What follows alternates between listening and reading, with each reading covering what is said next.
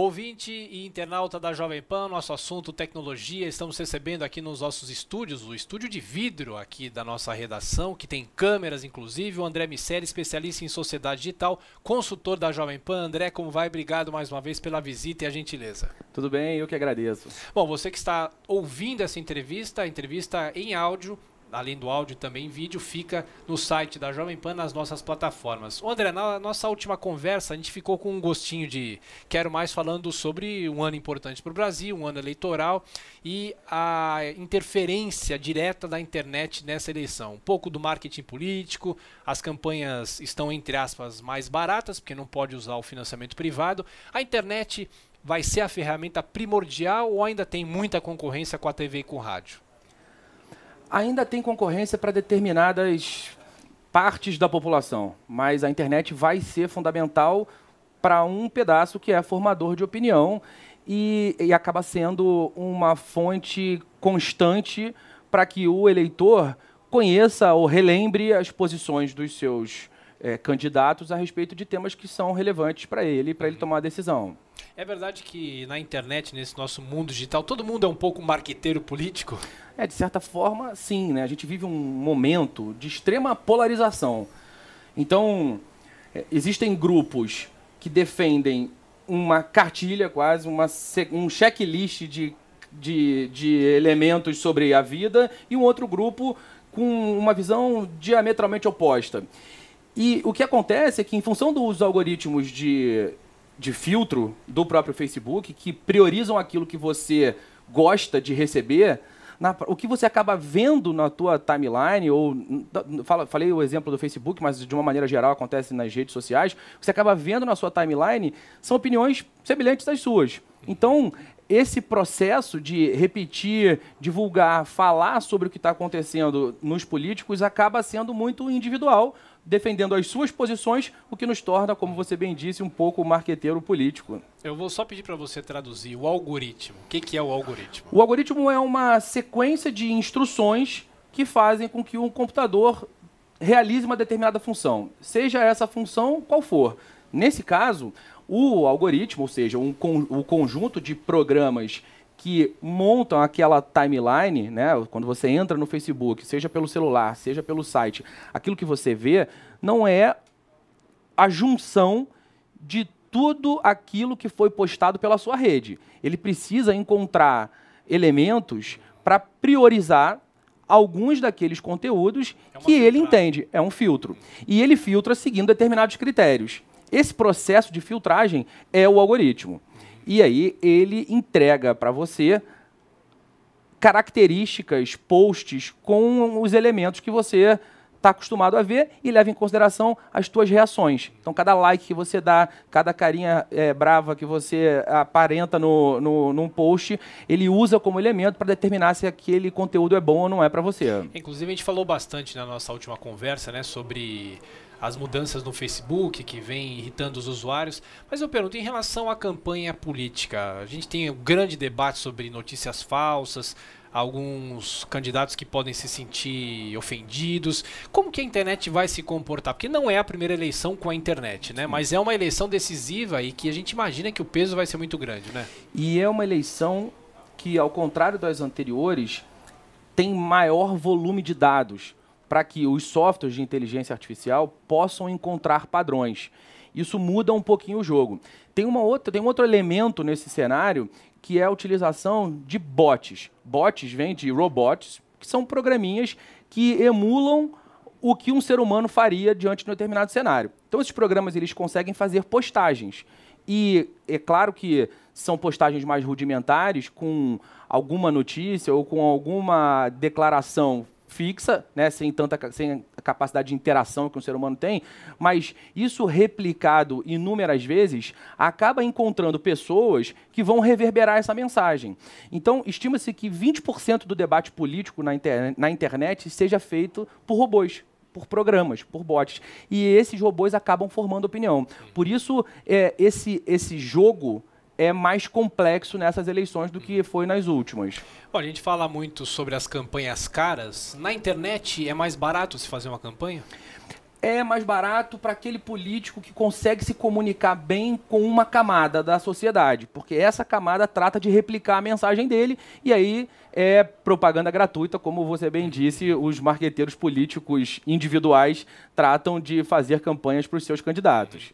Agora, se eu sou um internauta e estou lá no Facebook, eu não quero acompanhar, não quero saber de política no Facebook, eu quero saber... Tem algum tipo de engajamento, algum segredo para a pessoa tentar escapar um pouco dessa enxurrada política que nós temos esse ano? Quanto mais você der dislike, né, na verdade você não tem a figura dislike, mas quanto Sim. mais você reagir negativamente ou ignorar esse tipo de postagem, menor a probabilidade do Facebook entregar esse tipo de conteúdo para você.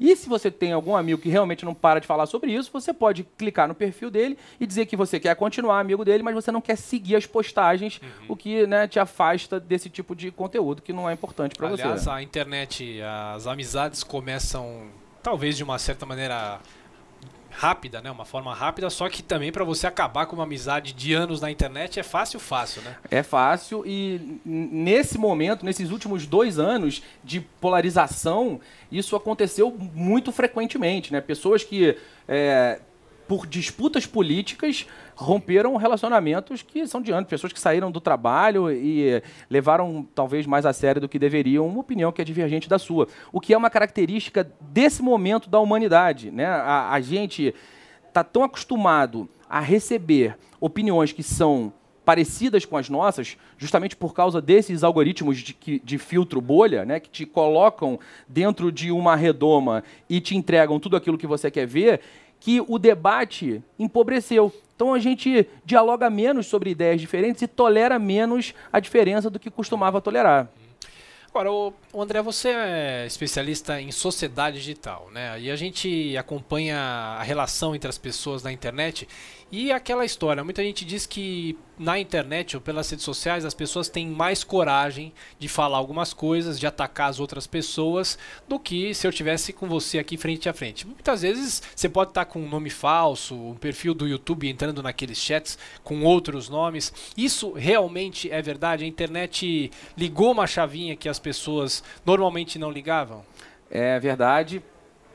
E isso funciona mesmo com o seu perfil, né? Você está mais propenso a dizer coisas que você não diria no olho, mesmo com o seu próprio perfil. Com perfil falso, então, aí é selvagem. Eu costumo dizer que a internet fez com que a gente resgatasse alguns dos nossos instintos mais primitivos, e esse é um deles, né? A gente é combativo.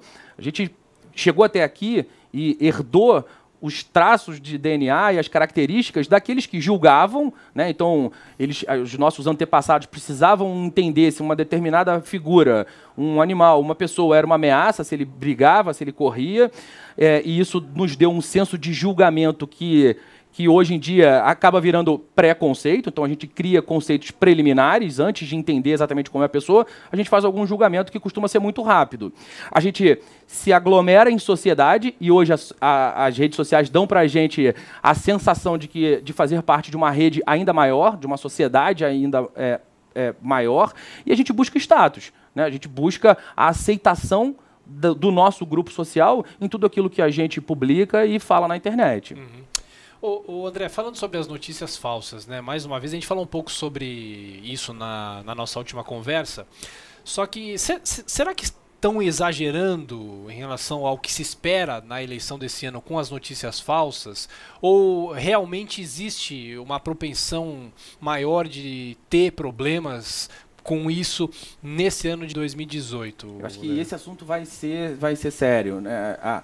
Muito embora a ação do Mark Zuckerberg, né, CEO do Facebook, de diminuir o alcance, né, de uma página que não é pessoal, ou seja, quando um veículo qualquer publica, hoje em dia, ele tem muito menos gente recebendo aquela mensagem do que costumava ter, e ele fez isso motivado pela discussão de que essas notícias falsas acabaram sendo fundamentais para a eleição do Trump nos Estados Unidos. Foi uma resposta dele, a resposta dele foi: eu não consigo resolver esse problema no curto prazo, então já que eu não consigo, eu vou diminuir o alcance de todo mundo e deixar com que as pessoas façam o julgamento e decidam elas mesmas se vão colocar essa mensagem para frente.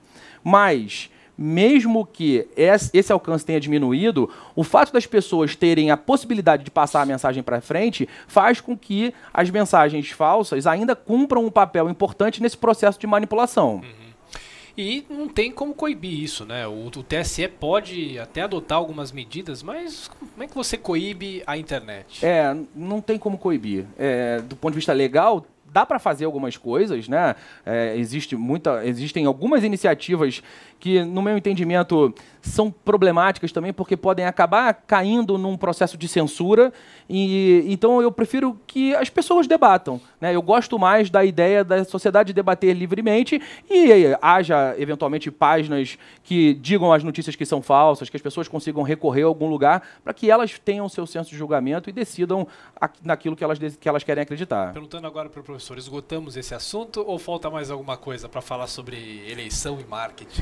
Eu acho que o que fica na eleição, nesse processo de eleição, é que os políticos efetivamente vão precisar encontrar uma causa, uma ou N causas. Eles vão precisar abraçar grupos sociais que defendem ideias parecidas.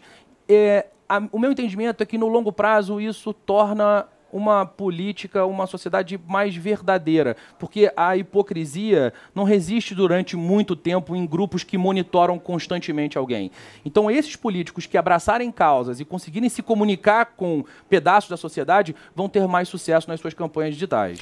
André, e só para a gente entrar na reta final dessa nossa conversa aqui nos estúdios da Jovem Pan, nessa semana nós tivemos algumas informações sobre os bitcoins, a moeda virtual, que todo mundo só fala nisso, muita gente não entende, eu confesso que eu entendo muito pouco como é que isso funciona na prática, será que é o dinheiro que não tem lastro, aquela coisa toda, mas nessa semana a maior corretora do país, no caso dos bitcoins, perdeu mais 1 milhão em saques duplicados, tivemos uma operação da Lava Jato, que isso daí o Bitcoin foi usado pela primeira vez para lavagem de dinheiro.